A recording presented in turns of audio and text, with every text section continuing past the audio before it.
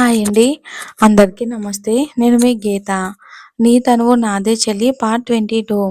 ఇక నిన్నటి నుంచి ఏమీ తినకపోవడంతో అలసట అనిపించినా అలానే లేచి వెళ్ళి కుక్ చేస్తుంది. ఈలోపు వర్ష రెడీ అయ్యి కిందకు వస్తూ టిఫిన్ తింటూ ఉండగా మధు ఉన్నట్టుండి కళ్ళు తిరిగి పడిపోతుంది.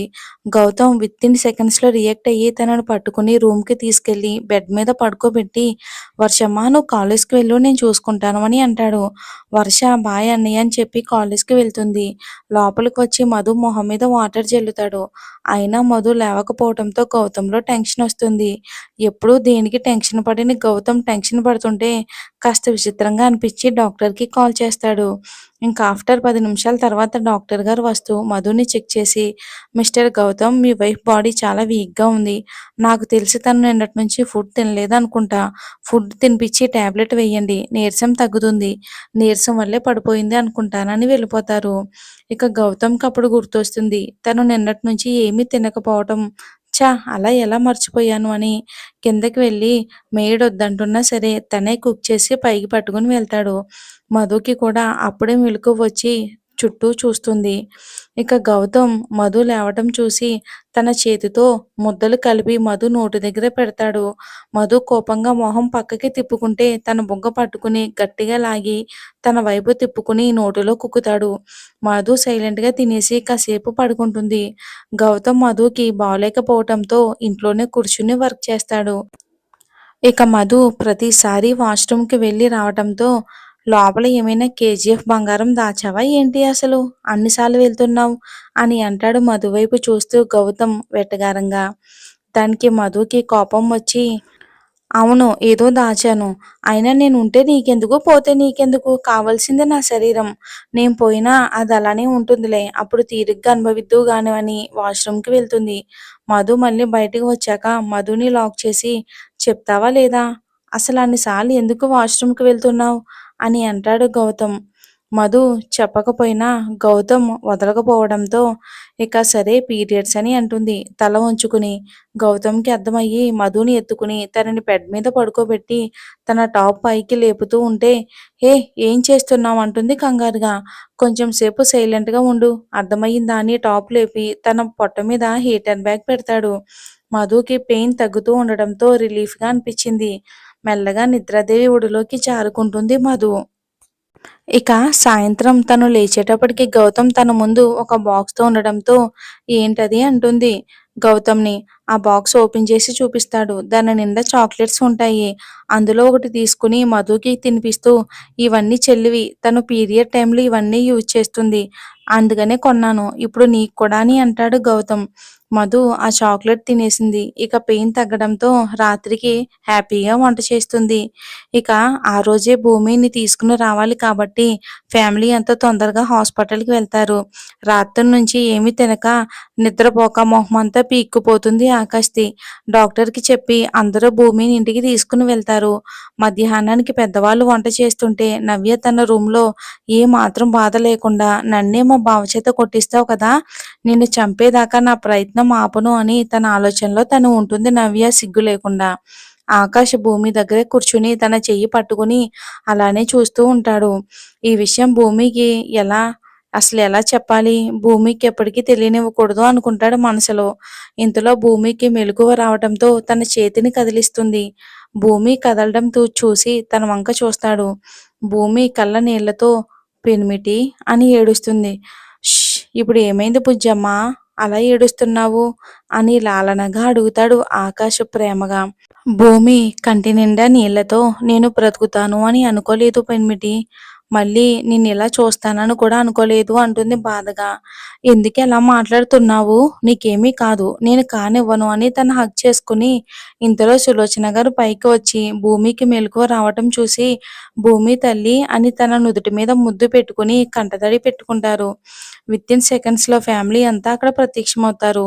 నవ్య లోపల మండుతున్నా ఏమీ ఎరగని దానిలా భూమి దగ్గరకు వచ్చి, "అయ్యో భూమి సారీ. నా వల్ల ఇలా జరిగింది" అని బాధ నటిస్తూ, "కాదు కాదు జీవిస్తూ" అంటుంది. అక్కడ ఉన్న వాళ్ళంతా కూడా అది నిజమే అనుకుంటారు. ఆకాష్, అరుణ్ తప్ప. భూమికి అర్థం కాక అయోమయంగా చూస్తూ ఉంటే, "ఇప్పుడు ఇదంతా అవసరం లేదు" అని కోపంగా అంటాడు. భూమికి టాబ్లెట్స్ వేసి రెస్ట్ తీసుకోరా అని ఫ్రెష్ అవ్వడానికి వెళ్తాడు. ఇక భూమికి టాబ్లెట్స్ వేసి తిన్న తర్వాత టాబ్లెట్లు ప్రభావంతో పడుకుంటుంది. ఇక ఆకాష్ ఆలోచనలతో గడిపేస్తాడు. అందరూ తిన్న వెంటనే తినేసి ఎవరి రూమ్‌లోకి వాళ్ళు వెళ్ళిపోతారు. నవ్య ఫుల్‌గా మెక్కేసి రూమ్‌కి పోతుంది. అక్కడ తననే కోపంగా చూస్తున్న గుణ కనిపించి ఒక్క నిమిషం భయపడి మళ్ళీ సరిగ్గా నుంచుంటుంది. "నువ్వేంటి నా రూమ్‌లో" అని అంటుంది కోపంగా. గుణ కోపంగా నవ్యని ఒకడు కొడతాడు. అసలే ఐరన్ చేతులు కావటంతో నవ్యకి భూమి తిరుగుతున్నట్టుగా అనిపించి స్పృహ తప్పి పడిపోతుంది. ఇక తనని ఎత్తుకుని బెడ్ మీద పడేసి మొహమంతా వాటర్ కొడతాడు. నవ్య లేచి చుట్టూ చూసి చెవిలో గుయ్యన్న సౌండ్ తగ్గాక గుణ వంక చూసి "హౌ డేర్ యూ? నన్నే కొడతావా రాస్కెల్" అని తనని కొట్టడానికి చెయ్యి లేపుతుంది. ఆ చెయ్యిని పట్టి వంచుతూ నవ్య కళ్ళల్లోకి చూస్తూ "ఇప్పటివరకు నువ్వు నాలోని మంచోడ్నే చూశావు. ఇక నుంచి నాలోని రాక్షసిని కూడా చూడు. బుజ్జం ఏం చేసింది నీకు హా అంటాడు గట్టిగా. నవ్యకి ఓర్పు నశించి నా బావని నాకు కాకుండా చేసింది. ఇంకేం కావాలి అంటుంది కోపంగా. అందుకేనా రియతో కలిపి చంపాలని చూసావు అంతేనా? ఇక నుండి నిన్ను శారీరకంగా చంపకపోతే అడుగు అంటాడు కోపంగా. ఎప్పుడూ సాఫ్ట్‌కి సూటేసినట్టు ఉండే గుణ ఈరోజు భూమి విషయంలో అలా మాట్లాడడంతో శారీరకంగా అంటే అంటుంది కన్‌ఫ్యూజన్‌గా. "చెప్తాను పద" అని తనని తీసుకుని గుణ పద్మిని గారి దగ్గరికి వెళ్తాడు. ఇక అందరి ముందు కూడా నిలబెట్టి "అత్తయ్య గారు మీ కూతుర్ని పెళ్లి చేసుకోవాలి అనుకుంటున్నాను" అని శకుంతల గారి వైపు తిరిగి "మీకిష్టమేనా నాని" అని అంటాడు. సులోచన గారు అయోమయంగా చూస్తుంటే "నవ్యని నేను ప్రేమిస్తున్నాను. తన్ని పెళ్లి చేసుకోవడానికి మీ పర్మిషన్ అడుగుతున్నాను" అంటాడు గుణ. పద్మిని గారు ఆనందంగా "అలానే గుణ, నీకిష్టమైతే మాకు ఇష్టమే. దగ్గరలోనే పెళ్లి పెట్టేసుకుందాం" అని అంటారు నవ్య వాళ్ళ అమ్మగారు. ఆవిడ "లేదత్తయ్య గారు, ఇప్పుడే మీ ముందే పెళ్లి జరిగిపోవాలి" అని అంటాడు. "అదేంటి బాబు" అని అంటారు పద్మిని. "ముందు ముందు మీకే అర్థమవుతుంది అత్తయ్య" అని ఆకాష్ వంక చూస్తాడు. ఆకాష్ తాళి తెచ్చి గుణ చేతిలో పెట్టి చిన్న స్మైల్ చేస్తాడు. అరుణ్‌కి, భూమికి అంతా అయోమయంగా ఉంది. గుణ నవ్యాని చూసి తన మనసులో "ఈ రోజు నుంచి నువ్వు నా సొంతం" అనుకుని తన మెడలో తాళి కడతాడు గుణ. తాళి కడుతుంటే నవ్య బిగుసుకుపోయి అలానే ఉండిపోతుంది. తర్వాత నవ్య చెయ్యి పట్టుకుని పద్మిని గారు కాలికి దండం పెట్టుకుని అందరి దగ్గర ఆశీర్వాదం తీసుకుని భూమి, ఆకాష్‌ని కూడా పక్కపక్కనే నిలబెట్టి వాళ్ళ కాలికి కూడా నమస్కారం చేస్తాడు. నవ్య ఇక అలానే నుంచుంటుంది. అసలు తనకేమీ అర్థం కావటం లేదు. పద్మిని గారు పెళ్లి ఎలానో సింపుల్‌గా చేసేసుకున్నారు. కొన్ని రోజుల్లో రిసెప్షన్ పెట్టిస్తాను. అందరూ మిమ్మల్ని విష్ చేసి వెళ్తారు అని అంటారు. సరే అని ఎవరి రూమ్‌కి వాళ్ళు వెళ్తారు. కానీ ఈ రోజు మంచి రోజు కావటంతో ఫస్ట్ నైట్ ఇద్దరికీ ముహూర్తం పెట్టిస్తారు పద్మిని గారు. ఇక నవ్యని చూసి తన నుదుటి మీద ముద్దు పెట్టి అనుకోకుండా మీ పెళ్లి జరిగింది. గుణ నిన్ను బాగా చూసుకుంటాడు అనే నమ్మకం మాకుంది.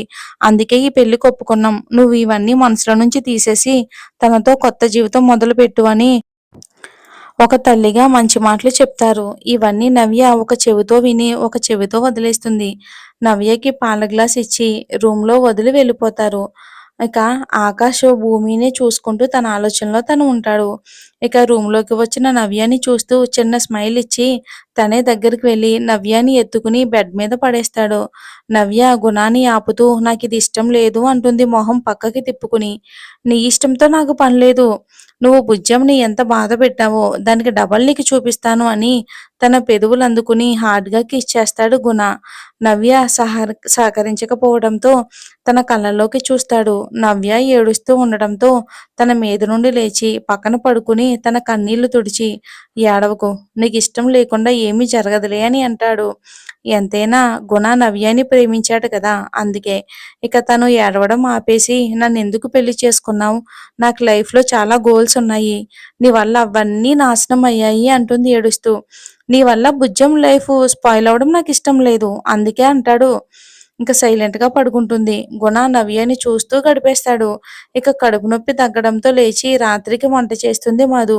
ఇంతలో కాలేజ్ నుండి వర్ష వస్తూ తనకి కావాల్సిన స్నాక్స్ అన్నీ చెప్తుంది. మధు అవన్నీ రెడీ చేయటానికి వెళ్తూ ఉంటే గౌతమ్ ఆపి "మేడ్స్ చేస్తాలే, నీకు బాలేదు కదా, ఈ రోజుకు వద్దు" అని అంటాడు స్మూత్‌గా గౌతమ్ మధుని చూస్తూ. ఇక మధు మీద కన్సర్న్ చూపిస్తున్న అన్నయ్యని చూస్తూ "అన్నయ్య మారుతున్నాడా ఏంటి? అలా జరగకూడదు" అంటే అన్నయ్య చేత మధుని తిట్టించాలి అనుకుని ఆ టైం కోసం వెయిట్ చేస్తుంది వర్ష. మరి ఏం ప్లాన్ చేసిందో వచ్చే భాగంలో చూద్దాం.